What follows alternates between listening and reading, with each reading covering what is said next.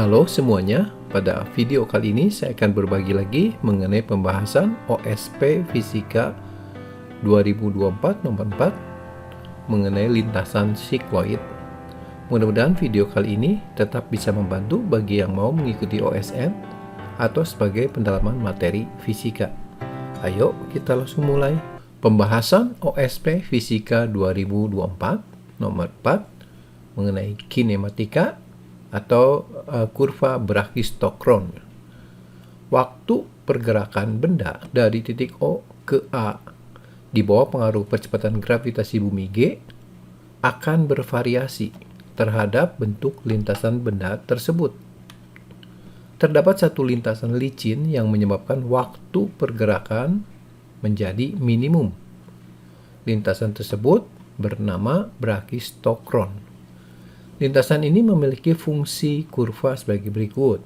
X sama dengan A kali theta min sin theta, dan Y sama dengan min A kali 1 min cos theta, di mana theta merupakan sebuah parameter dan A adalah suatu konstanta tertentu yang dapat dicari.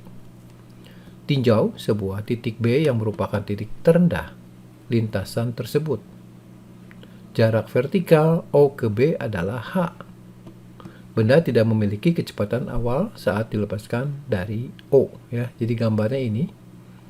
Jadi ada benda dilepaskan dari titik O, dia jatuh ke bawah karena pengaruh gravitasi dan mengikuti kurva lengkung seperti ini. Titik B merupakan titik terendah, ya. Jarak dari benda dilepaskan ke titik terendah itu adalah H. Nah, kurva Brachistokron itu adalah kurva di mana lintasan yang dilewati ini akan memakan waktu yang terpendek, ya. Pertanyaannya sebagai berikut. Yang A, nyatakan A dalam H. Tentukan juga waktu pergerakan benda dari titik O ke titik B atau T, ya. B, tinjau dua kasus berikut. Jika lintasan O ke B adalah garis lurus, tentukan waktu pergerakannya. Kita sebut T1. Bandingkan dengan jawaban soal bagian A tadi. Apakah lebih besar atau lebih kecil? Kemudian yang kedua, jika lintasan O ke B seperti gambar 2, di mana transisi dua garis tegak lurus dianggap halus, sehingga tidak ada tumbukan, tentukan waktu pergerakannya. Kita sebut sebagai T2. Bandingkan dengan jawaban soal bagian A yang ini. Apakah lebih besar atau lebih kecil, ya. Jadi untuk membuktikan apakah memang lintasan Brachistokron adalah nilai T-nya yang paling kecil. Berikutnya, setelah mencapai titik B, benda akan melanjutkan gerakannya. Tinjau saat benda sudah bergerak dengan jarak tempuh S dari titik B. Sekarang ambil acuan S sama dengan 0 dan T sama dengan 0 di titik B. Tentukan persamaan gerak benda tersebut. Tentukan juga jarak tempuhnya sebagai fungsi waktu. Jika pada awalnya benda dilepaskan dari posisi Y tidak sama dengan 0, namun tetap pada fungsi lintasan Brachistokron, tentukan waktu yang dibutuhkan untuk mencapai titik B tersebut. Nyatakan dengan T aksen. Jelaskan makna fisis dari jawaban tersebut. Dan yang terakhir, lintasan Brachistokron dapat dibayangkan dengan meninjau gerakan menggelinding dari sebuah roda. Tinjau titik P yang awalnya berada di posisi terendah dari sebuah roda, berjari-jari R yang menggelinding ke sumbu X positif dengan kecepatan konstan V. Titik tersebut akan memiliki fungsi posisi berbentuk sikloid yang serupa dengan parametrik Brachistokron. Ambil posisi awal titik P sebagai pusat koordinat dan tuliskan posisi kurva sikloid tersebut sebagai fungsi waktu xt dan yt. Baik, sekarang kita akan membahas soalnya, ya. Saya mulai dengan menggambar ini adalah lintasan yang akan dilalui oleh benda yang kita lepaskan dari O. Karena pengaruh medan gravitasi G ke bawah, dia akan bergerak ke bawah. Saya pasang beberapa track atau rute, ya. Yang pertama ini yang garis lurus, ya. Kemudian ada garis lengkung banyak yang bisa dibentuk. Dan yang saya gambar ini adalah lintasan Brachistokron, ya. Nah, berapa parameter atau konstanta yang harus kita buat sesuaikan dengan yang diketahui tadi ya. Saya misalkan gambar seperti ini dulu ya. Ini adalah awal gerak benda. Jadi kalau dia bergerak lurus ya berarti dia bergerak turun sini ya. Kalau dia bergerak melewati kurva ya berarti ke sini. Berikutnya ke bawah, makin ke bawah, dan suatu saat sampai di B, baik itu yang melewati garis lurus ataupun yang melewati kurva ini. Nah, untuk mengetahuinya di sini saya misalkan dulu ada satu titik di sini ya, ini kecepatan benda ketika ada di lintasan biru ini ke sini ya. Dan persamaan parameternya yang diberikan adalah x theta sama dengan a kali theta min sin theta, dan y theta sama dengan min a kali 1 min cos theta. Nanti kalau kita perhatikan benda ini akan bergerak seperti getaran ya, dan kita sebut sebagai satu sikloid penuh kalau dari ujung sini sampai sini. Jadi ketika bergerak hanya dari sini sampai sini, gerak vertikal ke bawah ini, maka dia hanya setengah siklus ya. Jadi nanti batasan untuk nilai parameternya adalah dari 0 sampai dengan pi, ini untuk setengah siklusnya. Nah, sekarang kita akan coba cari nilai A ini dalam besaran yang diketahui yaitu H ya. Oke, jadi kita substitusi untuk Y theta-nya karena di sini kan diketahui H, berarti kita akan cari Y theta sama dengan min A kali 1 min cos theta, dan kita substitusikan theta-nya adalah pi radian ya. Sehingga kalau kita substitusikan maka perpindahannya adalah min H sama dengan min A kali 1 min cos pi ya, theta-nya sama dengan pi ya. Nah, ini min bisa kita coret jadi H sama dengan A kali cos pi bernilai min 1. Jadi min 1. Sehingga nanti kita bisa mendapatkan H sama dengan 2A, atau konstantanya A itu adalah setengah H dalam bilangan yang diketahui itu H. Oke, sekarang kita akan mencari nilai T-nya. Oke, sekarang kita lihat dulu ya. Ini posisi ini ya, itu dari sini ke sini perpindahannya horizontalnya X, vertikalnya adalah Y. Oke. Nah, setelah itu kita bisa menghitung kecepatan di sini, yaitu akar 2GH ya. H-nya kita isi min Y, karena Y-nya bernilai negatif. Sehingga kalau misalkan kita substitusikan nilai Y-nya, yaitu Y theta ini ke dalam sini, maka kita bisa mendapatkan bentuk lainnya adalah 2GA ya kali 1 min cos theta. Ya, ini kan min Y, jadi ini minusnya hilang ya. Inilah persamaan kecepatan dalam parameter theta-nya. Oke, berikutnya kita akan mencari perpindahan ya dari sini ke sini. Dalam arah horizontalnya X, dalam arah vertikalnya adalah Y. Maka perpindahan mengikuti kurvanya adalah ds kita sebut. Karena siku-siku, maka kita bisa tarik hubungan berarti ds sama dengan akar dx kuadrat tambah dy kuadrat. Nah, coba kita turunkan ds ini terhadap variabel theta-nya. Jadi kita jabarkan ds d theta sama dengan dx d theta kuadrat tambah dy d theta kuadrat. Nah, sekarang kita akan mencari dx d theta dan dy d theta dari persamaan ini. Kita tuliskan dulu X sama dengan A kali theta min sin theta. Maka dx d theta adalah A kali turunan theta 1 turunan sin theta cos theta ya. Demikian juga dengan Y-nya. Min A kali 1 min cos theta, maka Y theta-nya adalah min A, tulis dulu. Turunan dari 1, 0. Turunan cos theta kan min sin theta ya.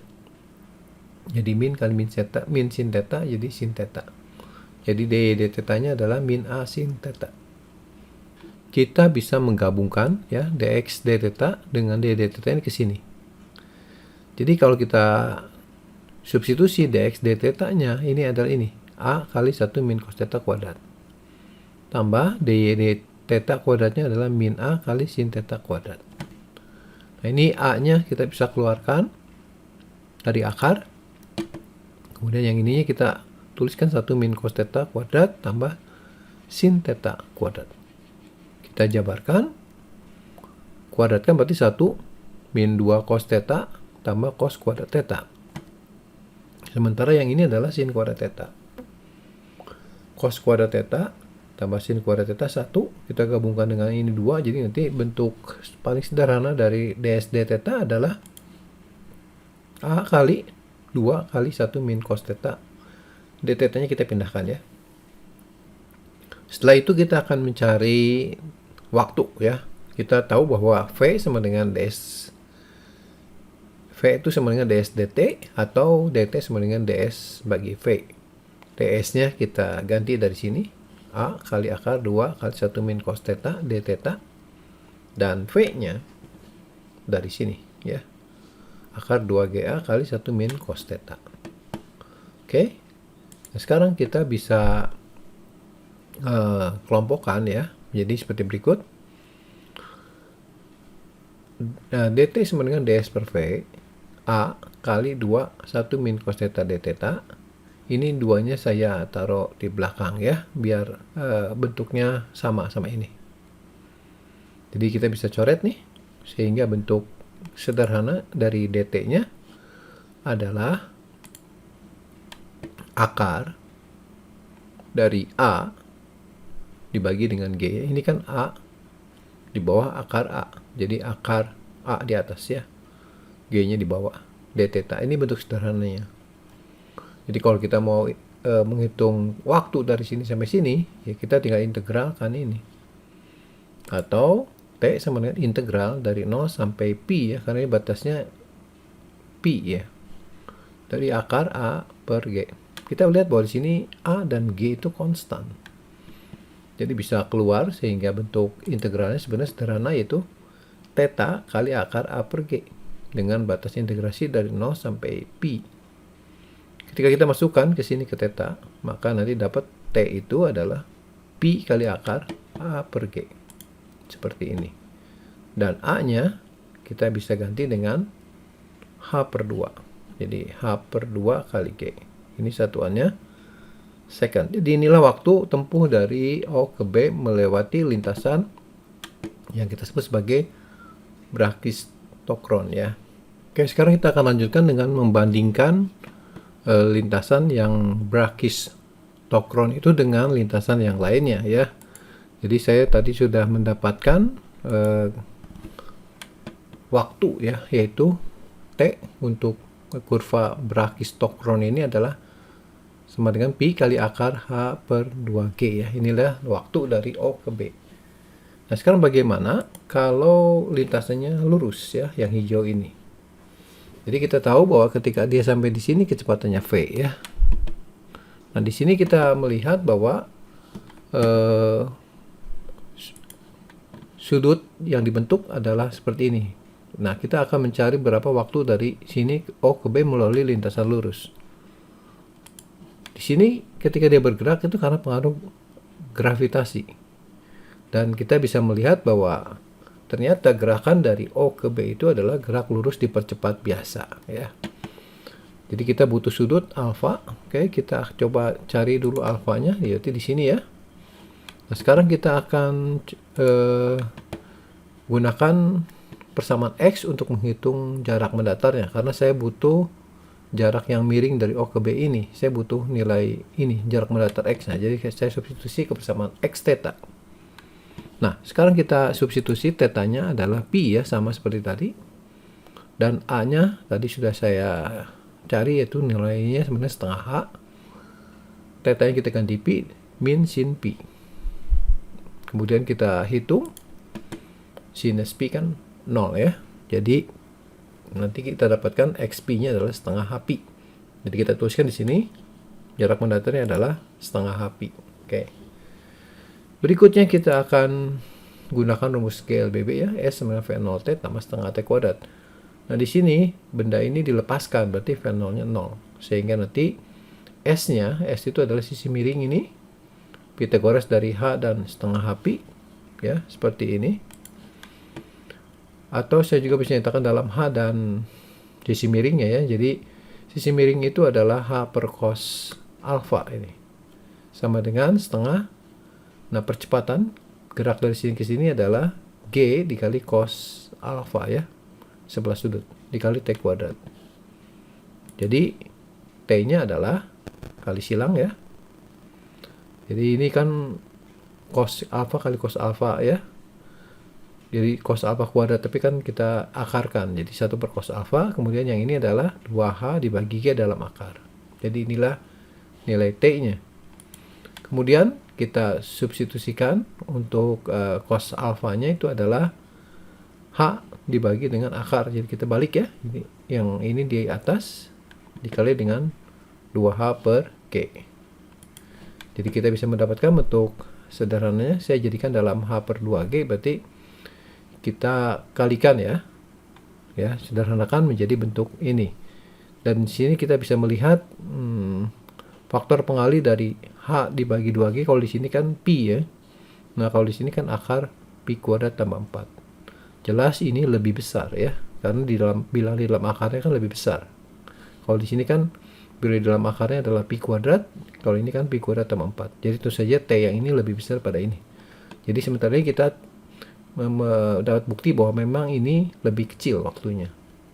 Nah, sekarang ada lintasan yang lainnya, yaitu lintasan vertikal dulu dan kemudian horizontal seperti berikut ini. Jadi ini lintasannya dia bergerak horizontal, gerak jatuh bebas, dan kemudian gerak GLB biasa ya. Jarak vertikalnya H, jarak mendatarnya setengah H pi. Jadi kita ada 2T.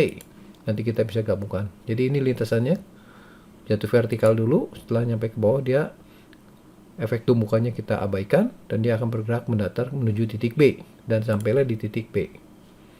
Oke, rumus yang pertama kita akan gunakan rumus gerak vertikal ya, atau GLBB. V0-nya juga 0.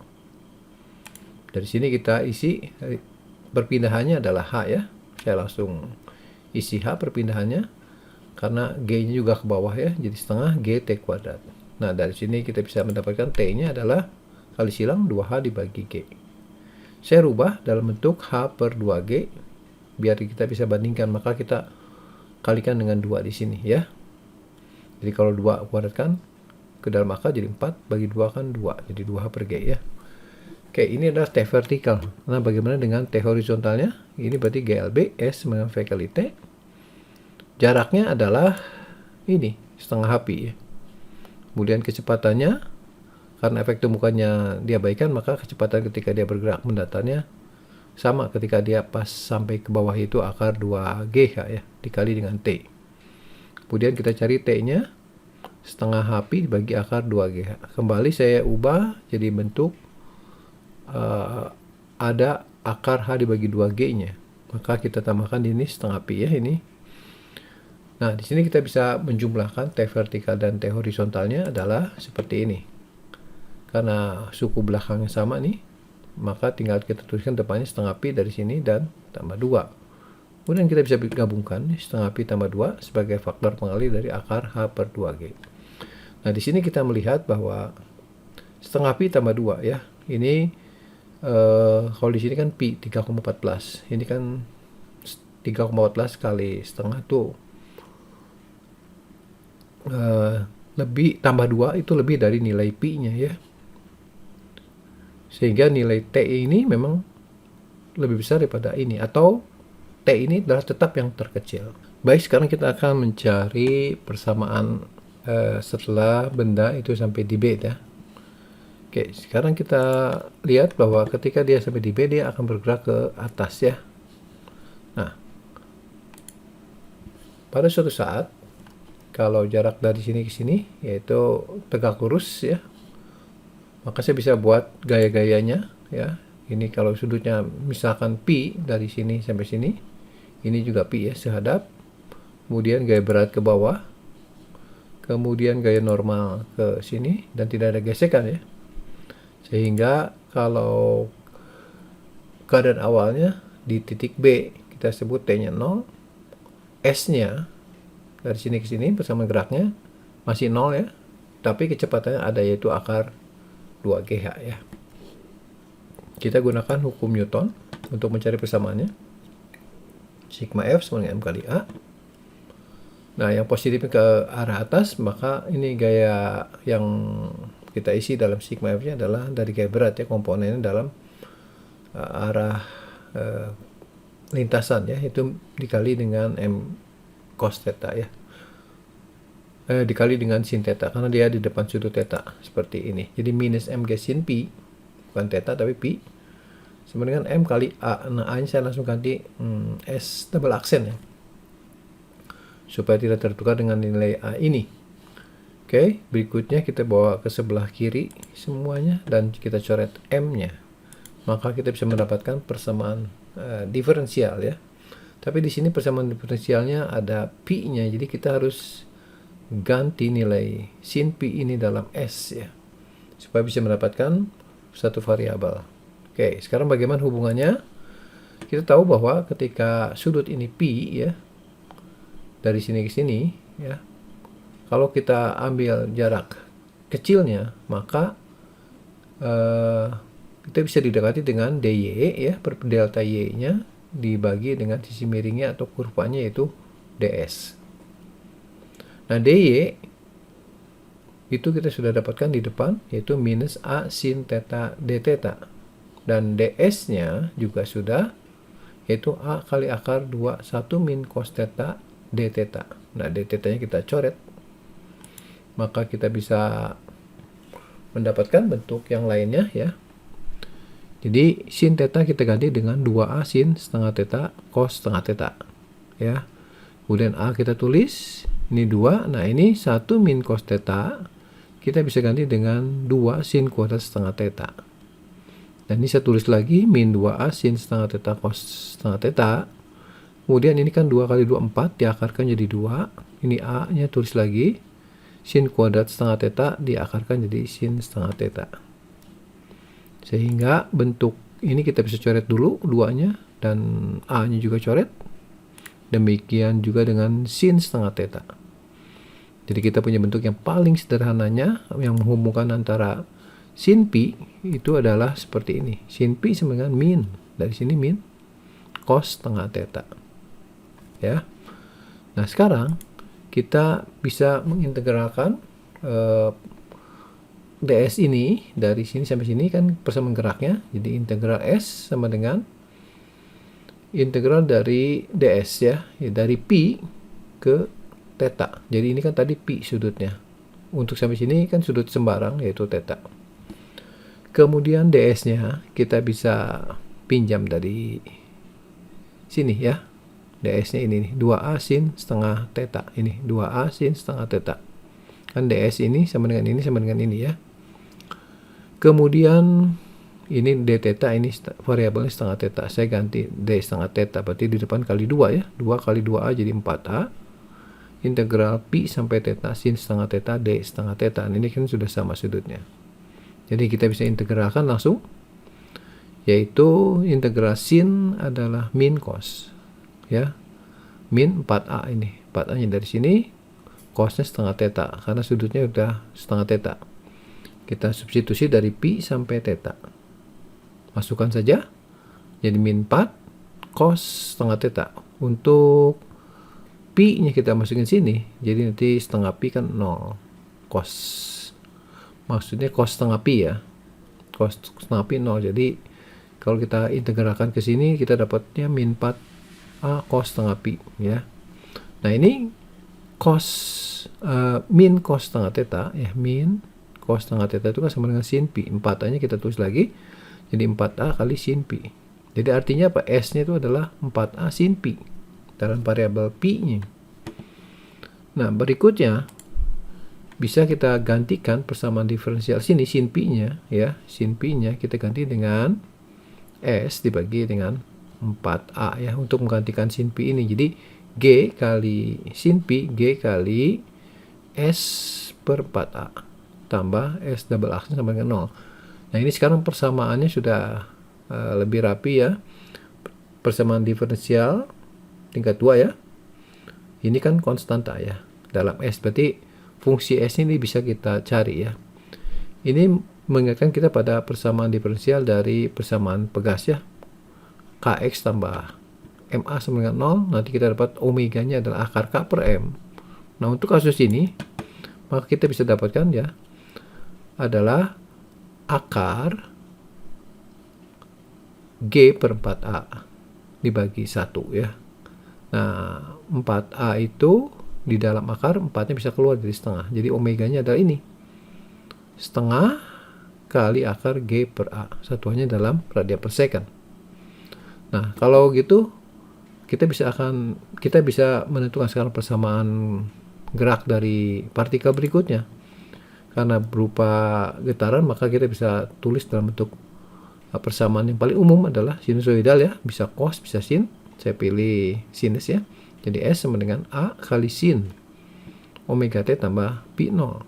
Ini A-nya amplitudo, kemudian omeganya frekuensi angular ini, dan pi 0 itu adalah fase awal yang menunjukkan keadaan geraknya. Oke, kita akan substitusikan ini keadaan awalnya ke sini ya. Kita mungkin masukkan dulu T-nya 0 dulu ya. Kalau kita isi T-nya 0, nanti yang ini sudutnya jadi pi 0 ya. Jadi A kali sin pi 0, S-nya kan 0 ya.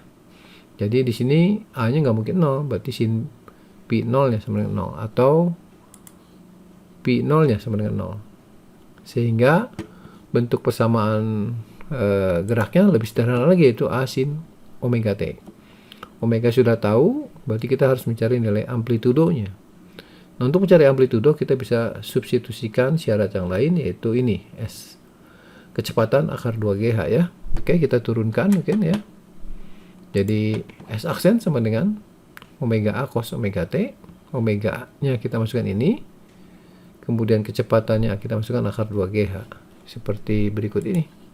Akar 2GH sama dengan akar G per 4A ya, balik tadi ya, dikali dengan A dikali cos 0. Cos 0 1. Jadi A-nya bisa kita dapatkan dari ini, kita bagi dengan ini ya. Kalau kita bagi, G-nya kan bisa dicoret ya. Nanti 2 dibagi 1/4 kan 8. Jadi 8 G kali A ya, atau 8 akar 8AH ya. Nah, A-nya kita bisa ganti dengan setengah H ya. Setengah H ya. Jadi nanti kita bisa mendapatkan bentuk sederhananya adalah ini kan 4H kuadrat diakarkan jadi 2H. Jadi amplitudonya adalah 2H. 2 kali nilai ini. Amplitudo untuk gerak S-nya. Nah, jadi persamaannya kita bisa tuliskan amplitudo yang kita isi 2H sinus akar G per 4A tadi, A-nya kita ganti dengan setengah H ya, dalam H ya. Jadi persamaan akhirnya untuk getarannya ST sama dengan 2H sinus akar G per 2H kali T ya. Ini adalah persamaan yang dimintanya. Oke, sekarang kita akan masuki bagian akhir ya. Ini sebagai penguatan untuk lintasan sikloid ini ya. Jadi ini ada sebuah cakram, katakanlah dia berputar atau menggelinding ya dengan kecepatan sudut omega dan kecepatan linearnya V. Di sini ada titik P di bagian bawah. Nah, sekarang kalau kita perhatikan gerak titik P dinyatakan dalam bidang ya, maka kita bisa gambarkan lukisan bola seperti ini ketika dia menggelinding, dan titik P itu nanti asal di bawah, dia karena berputar seperti ini dia akan naik ke sini, kemudian suatu saat sampai titik tertinggi dari bolanya atau cakramnya, kemudian dia bergerak ke bawah lagi ya di sini, dan akhirnya sampai di sini. Nah, sekarang kita akan menyatakan persamaan sikloid ini dalam variabel-variabel yang ada ya. Jadi kita perhatikan posisi di sini, yaitu ketika si silinder ini berputar ya dengan sudut tertentu ya. Nah, ini pusat masanya berpindah dari sini ke sini untuk waktu T, maka kecepatannya kan konstan, jadi jaraknya itu adalah V kali T, ini pusat masanya. Nah, bagaimana dengan titik P? Titik P itu kan berputar ya pada bolanya sendiri, asalnya di sini, maka suatu sampai sini. Jadi inilah pergerakan dari titik P pada cakramnya sendiri ya. Kita akan menyatakan ini titik P ini koordinatnya adalah X, jarak mendatarnya, dan jarak vertikalnya Y. Dan kemudian kita juga harus menjabarkan yang ini ya, bagian yang ini horizontal dan vertikalnya. Jadi ini R, sudutnya ini kan beta, berarti di depan ini adalah R sin beta, dan sisi samping ini R cos beta ya, seperti ini. Nah, sekarang kita akan tuliskan persamaan P dalam X dan Y terhadap T ya. Oke, kita mulai dengan X dulu. Jarak dari sini ke sini itu adalah jarak dari sini ke sini VT dikurang dengan dari sini ke sini ya, yaitu R dikali sin beta. Nah, kita nyatakan betanya dalam omega kali T ya. Kan sudut ya, kecepatan sudutnya kan konstan. Kemudian omeganya kita bisa ganti dalam kecepatan linear V. Jadi bentuk akhirnya adalah VT min R sin omeganya adalah V dibagi R kali dengan T. Ini adalah persamaan titik P ya dalam variabel T. Kemudian bagaimana dengan Y? Pada prinsipnya sama. Kita bisa tuliskan dulu Y dari sini ke sini ya, untuk menyatakan nilai ordinatnya Y ini adalah R dikurang yang kecil ini. Jadi R dikurang R cos beta. Dengan cara yang sama kita bisa tuliskan beta itu adalah omega kali T. Jadi bentuknya adalah R min R cos omega T. Nah, sekarang omeganya kita bisa gantikan lagi dengan V bagi R ya.